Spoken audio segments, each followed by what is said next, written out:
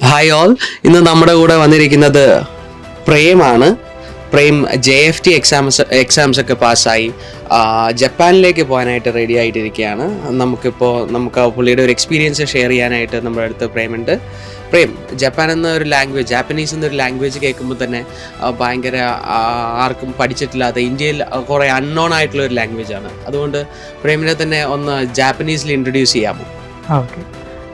こんにちは皆さん。はじめまして。私の名前はプレムクリシュナと申します。インド人です。ケラ州に住んでいます。どうぞよろしくお願いします。ഓക്കെ, നമുക്ക് പ്രേമിന്റെ പേര് മനസ്സിലായി, കേരളത്തിൽ നിന്നാണെന്ന് മനസ്സിലായി. കൺഗ്രാറ്റുലേഷൻസ്. എങ്ങനെയാണ് ഈ ഒരു ജാപ്പനീസ് പ്രോഗ്രാമിനെ പറ്റി അറിഞ്ഞതും അജിനോറയായിട്ട് ബന്ധപ്പെടുന്നതും? ഞാൻ ഫസ്റ്റ് ടൈം അജിനോറയായിട്ട് കണക്ട് ചെയ്യുന്നത് ഇൻസ്റ്റാഗ്രാം ത്രൂ ആണ്. ഫസ്റ്റ് അവരുടെ ആഡ് കണ്ടിട്ട് അങ്ങനെയാണ് ഞാൻ ആദ്യമായിട്ട് വരുന്നത്, കഴിഞ്ഞ നവംബറിൽ. അങ്ങനെ ഇവിടെ നമ്മൾ ജോയിൻ ചെയ്ത് പിന്നെ പഠിക്കാനുണ്ടായത്, ക്ലാസ്സും കാര്യങ്ങളൊക്കെ അറ്റൻഡ് ചെയ്യാണ് ചെയ്തത്. ഓക്കെ, ഇത് എത്ര നാളത്തെ ക്ലാസ് ആയിരുന്നു JFT എക്സാമിന് പ്രിപ്പയർ ചെയ്യാൻ? നമുക്ക് ആദ്യം ഒരു 4 മാസത്തെ ക്ലാസ് എന്നാണ് പറഞ്ഞിരുന്നത്. പിന്നെ പക്ഷേ ചെറിയ ഡിഫിക്കൽട്ടീസ് വന്ന കാരണം കൊണ്ട് നമുക്കൊരു 8 മാസത്തോളം ക്ലാസ് ഉണ്ടായിരുന്നു. പക്ഷേ നമ്മൾ 8 മാസം കൊണ്ട് സക്സസ്ഫുള്ളി കംപ്ലീറ്റ് ചെയ്തു. അജിനോറയിൽ നല്ല രീതിയിൽ നമുക്ക് സപ്പോർട്ടും കാര്യങ്ങളുണ്ടായിരുന്നു. അങ്ങനെയാണ് നമ്മൾ എക്സാം ക്ലിയർ ചെയ്യാനായിട്ടുള്ളൊരു നമുക്കൊരു എന്താ പറയുക, ഒരു സപ്പോർട്ട് അജിനോറ വഴി കിട്ടുന്നത്. ഓക്കെ, അപ്പോൾ ട്രെയിനേഴ്സ് ഒക്കെ എങ്ങനെയുള്ളവരായിരുന്നു? ജപ്പാനിൽ നിന്നുള്ളവരായിരുന്നു അതോ ഇന്ത്യൻസ് ആയിരുന്നോ, നോൺ മലയാളീസ് ആയിരുന്നോ, എങ്ങനെയുള്ളവരായിരുന്നു? നമുക്ക് ആദ്യം ഓൺലൈൻ ക്ലാസ് ആയിരുന്നു ഉണ്ടായിരുന്നത്. അവർ നോൺ മലയാളീസ് ആയിരുന്നു. ഡൽഹി ബേസ്ഡ് ആയിട്ടുള്ളൊരു ടീമായിരുന്നു ഉണ്ടായിരുന്നത്. അവർ അത്യാവശ്യം നല്ല രീതിയിൽ നമുക്ക് ക്ലാസ് എടുത്തിട്ടുണ്ട്, ബേസിക്സ് ഒക്കെ. പിന്നെ അതിനുശേഷം 4 മാസത്തിന് ശേഷം നമുക്ക് ഓഫ്ലൈൻ ക്ലാസ് ഉണ്ടായിരുന്നു. അപ്പോൾ അത് എടുത്ത് നമ്മുടെ ഇവിടെ N1 പാസ്സായിട്ടുള്ളൊരു സാറായിരുന്നു, അമീൻ എന്ന് പറഞ്ഞൊരു സാറായിരുന്നു. പുള്ളിക്കാരനാണ് എടുത്തത് നമുക്ക് ഓഫ്ലൈൻ ക്ലാസ് ഒരു 4 മാസത്തോളം. പിന്നെ ബാക്കി 2 മാസത്തോളം നമ്മൾ ഏകദേശം സെൽഫ് സ്റ്റഡി കാര്യങ്ങളൊക്കെ ആയിട്ട് അങ്ങനെ എടുക്കുകയാണ് ചെയ്തത്. ഓക്കെ, നമുക്കിപ്പോൾ വിസ വന്നു, വിസ എത്തിയോ ജപ്പാനിലേക്ക്? വിസ ഇപ്പോൾ വന്നു. ഓക്കെ, എത്ര നാൾ കൊണ്ട് ഫ്ലൈ ചെയ്യാൻ പറ്റും? ഇപ്പം നമ്മൾ ഈ വരുന്ന ഈ മന്ത് ലാസ്റ്റ് നമ്മൾ പോകുന്നതായിരിക്കും, 22-ാം തീയതി. ജപ്പാനിൽ ചെന്നിട്ട് ഏത് തരത്തിലുള്ള വർക്കാണ് പ്രേം ചെയ്യാനായിട്ട് പോകുന്നത്? ഞാൻ അഗ്രികൾച്ചർ ഫീൽഡാണ് ചൂസ് ചെയ്തിരിക്കുന്നത്. അപ്പോൾ അഗ്രികൾച്ചർ റിലേറ്റഡ് ആയിട്ടുള്ള വർക്കാണ് ഇപ്പോൾ നമ്മളവിടെ ചെയ്യുന്നത്.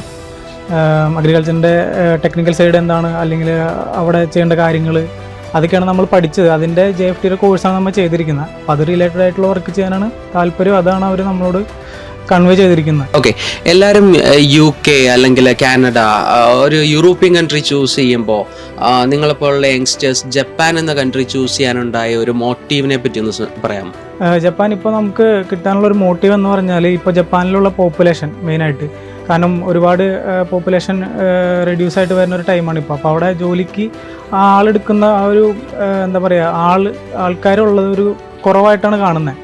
അപ്പോൾ നമ്മൾ ഇപ്പോൾ ഇങ്ങനെ ഒരു ഓപ്പർച്യൂണിറ്റി കിട്ടിയപ്പോൾ നമ്മൾ അവിടേക്ക് അപ്ലൈ ചെയ്യുന്നു. പിന്നെ അതുപോലെ തന്നെ അവർ ടെക്നിക്കലി വളരെ അഡ്വാൻസ് ആയിട്ടുള്ളൊരു കൺട്രിയാണ്. പിന്നെ നമുക്ക് വളരെ സേഫസ്റ്റ് ആയിട്ടൊരു കൺട്രിയാണ്. ബാക്കിയുള്ള രാജ്യങ്ങളെ കമ്പയർ ചെയ്യുമ്പോൾ വളരെയധികം സേഫസ്റ്റ് ആയിട്ടുള്ളൊരു കൺട്രിയാണ് ജപ്പാൻ. അപ്പോൾ അങ്ങനെയൊക്കെയാണ് ഞാനിപ്പോൾ ഈ ജപ്പാൻ എന്നുള്ള കൺട്രി ചൂസ് ചെയ്യാനായിട്ട് കാരണം.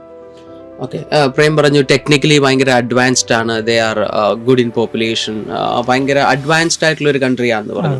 ഒരു 5 വർഷം കഴിഞ്ഞ് പ്രേമിനെ എവിടെയാണ് പ്ലേസ് ചെയ്യുന്നത്? എവിടെ താങ്കളെ തന്നെ കാണാനാണ് ആഗ്രഹം? 5 വർഷം കഴിഞ്ഞിട്ട് ഞാൻ ഉദ്ദേശിക്കുന്നത് എന്താണെന്ന് വെച്ചാൽ ഇന്ത്യയിലേക്ക് തിരിച്ചു വരാനാണ് ഉദ്ദേശിക്കുന്നത്. അപ്പോൾ അവിടുത്തെ എന്തെങ്കിലും ടെക്നോളജിക്കലി നമുക്ക് ഈ 5 വർഷം കൊണ്ട് എന്തെങ്കിലും ഒരു അപ്ഡേറ്റ് നമുക്ക് കിട്ടിയിട്ടുണ്ടാവും. അതെങ്ങനെയെങ്കിലും നമ്മുടെ രാജ്യത്ത് ഇംപ്ലിമെൻറ്റ് ചെയ്യാനായിട്ടാണ് ഞാൻ ഉദ്ദേശിക്കുന്നത്. പ്രത്യേകിച്ച് അഗ്രികൾച്ചർ ഫീൽഡിൽ അവിടെ കുറച്ചും കൂടി അഡ്വാൻസ്ഡ് ആണ്. എക്യുപ്മെൻറ്റ്സ് ഒരുപാട് അവർ യൂസ് ചെയ്യുന്നുണ്ട്. അത് ഇന്ത്യയിൽ ഇംപ്ലിമെൻറ്റ് ചെയ്തിട്ട് അഗ്രികൾച്ചർ ഫീൽഡിൽ കുറച്ചും കൂടി ഇമ്പ്രൂവ്മെൻറ്റ്സ് കൊണ്ടുവരാനാണ് ഇപ്പോൾ ഉദ്ദേശിക്കുന്നത്. ഓക്കെ, ഈ പ്രോഗ്രാം പറ്റി അറിഞ്ഞു, ഇവിടെ വന്നു, പഠിച്ചു, ഇപ്പോൾ വിസ വന്നിരിക്കുകയാണ്. ഇത് ആർക്കെങ്കിലും റെക്കമെൻഡ് ചെയ്യുന്നുണ്ടോ? റെക്കമെൻഡ് ചെയ്യുന്നുണ്ടെങ്കിൽ അവർ ഫോളോ ചെയ്യേണ്ട ഗൈഡ് ലൈൻസ് എന്താണ് പ്രേമിന് പറയാനുള്ളത്? റെക്കമെൻഡ് ചെയ്യാം. പക്ഷേ നമ്മൾ ഈ ജപ്പാൻ ലാംഗ്വേജ് എന്ന് പറഞ്ഞാൽ ഇപ്പോൾ അധികം ആരും ഇന്ത്യയിൽ നമ്മൾ വളരെ കുറവായിട്ടാണ് അധികം പഠിച്ചു വരുന്നതും പഠിപ്പിക്കുന്നതും. അപ്പോൾ അതിലേക്കൊരു ഇൻട്രസ്റ്റ് ഇല്ല എന്നുണ്ടെങ്കിൽ ജപ്പാൻ ലാംഗ്വേജ് പഠിക്കാനായിട്ട് നമുക്ക് ബുദ്ധിമുട്ടായിരിക്കും. അത് പാതി വഴിയിൽ ഉപേക്ഷിച്ച് പോകുന്ന ഒരുപാട് പേരുണ്ട്. നിങ്ങൾ അത്യാവശ്യം നല്ല രീതിയിൽ പഠിക്കുകയാണ്, അല്ലെങ്കിൽ നിങ്ങൾ വർക്കൗട്ട് ചെയ്യുകയാണ്, അത്യാവശ്യം യൂട്യൂബിൽ വീഡിയോസ് കാര്യങ്ങൾ അങ്ങനെ എന്തെങ്കിലും കണ്ട് സ്ഥിരമായിട്ട് ഫോളോ അപ്പ് ചെയ്യുന്ന ഒരാളാണെന്നുണ്ടെങ്കിൽ നമുക്ക് ഈസി ആയിട്ട് ഈ JFT എക്സാം ക്ലിയർ ചെയ്യാം, അല്ലെങ്കിൽ JLPT എക്സാമുകൾ ക്ലിയർ ചെയ്യാം. അപ്പോൾ ഞാൻ ഈ ഒരു മൈൻഡ് സെറ്റുള്ള ആൾക്കാരാണ് കൂടുതലും റെക്കമെൻഡ് ചെയ്യുന്നത്. ഓക്കെ, ഈ ഒരു സക്സസ്സിൽ അജിനോറക്കുള്ള പങ്ക് എന്താണെന്ന് പറയാമോ? അജിനോറ ഞങ്ങൾ തുടക്കം തൊട്ട് അവസാനം വരെ ഏകദേശം ഞങ്ങളുടെ കൂടെ നിന്ന അജിനോറയാണ്. അപ്പോൾ ഏകദേശം ഇപ്പോൾ നമുക്ക് ഒരുപാട് അപ്സ് ആൻഡ് ഡൗൺസ് ഉണ്ടായിട്ടുണ്ട്, അതിലെല്ലാത്തിലും അജിനോറ നമ്മുടെ കൂടെ നിന്നിട്ട് സഹായിച്ചിട്ടുണ്ട്. അപ്പോൾ ഈ ഒരു ഇതിൽ ഞാൻ അജിനോറയ്ക്ക് താങ്ക്സ് പറയുന്നു. ഇതൊരു സെൻട്രൽ ഗവൺമെൻറ് പ്രോജക്റ്റാണെന്ന് പറയപ്പെടുന്നു, അതെന്താണ്? ഇത് NSDC വഴി നമുക്ക് വരുന്ന ഒരു പ്രൊജക്റ്റാണ്. SSW എന്ന് പറഞ്ഞ പ്രോഗ്രാമാണ്.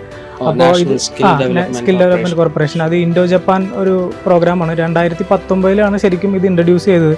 പക്ഷെ അതിനുശേഷം കൊറോണ കാര്യങ്ങളെല്ലാം വന്നതിന് ശേഷം 2020-2022 ആ കാലയളവിലാണ് കൂടുതലും ഇതിന് പോപ്പുലാരിറ്റി കിട്ടിയിരുന്നത്.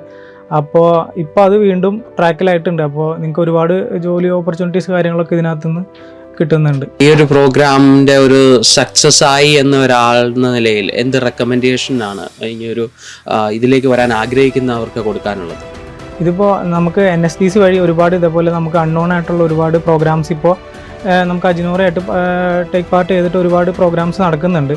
അപ്പോൾ നിങ്ങൾ അതുപോലെയുള്ള പ്രോഗ്രാംസിനെ പറ്റി അന്വേഷിക്കുക. കൂടുതൽ വിവരങ്ങൾ ഇവിടെ അന്വേഷിച്ചതിന് ശേഷം നമുക്ക് ജോയിൻ ചെയ്യുക. അതിനെ പറ്റിയിട്ട് പഠിക്കാനുള്ള മെറ്റീരിയൽസ് എല്ലാം നമുക്ക് ഇവിടുന്ന് പ്രൊവൈഡ് ചെയ്യുന്നുണ്ട്.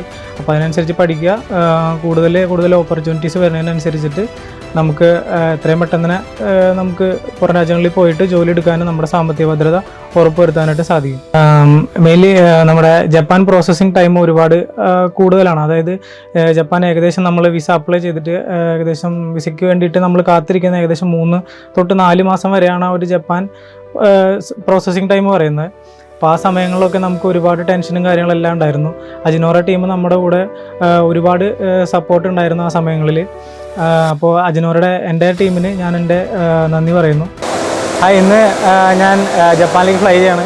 അപ്പോൾ ദീർഘനാളത്തെ നമ്മുടെ ഒരു പ്രോസസ്സ് കാര്യങ്ങളെല്ലാം കഴിഞ്ഞിട്ട് നമ്മുടെ അജിനോറയുടെ സഹായത്തോടുകൂടി ജപ്പാനിലേക്ക് പോവുകയാണെന്ന്. ഇതുവരെ എല്ലാ പ്രോസസ്സിനും കൂടെ നിന്ന് സഹായിച്ച അജിനോറയ്ക്ക് നന്ദി.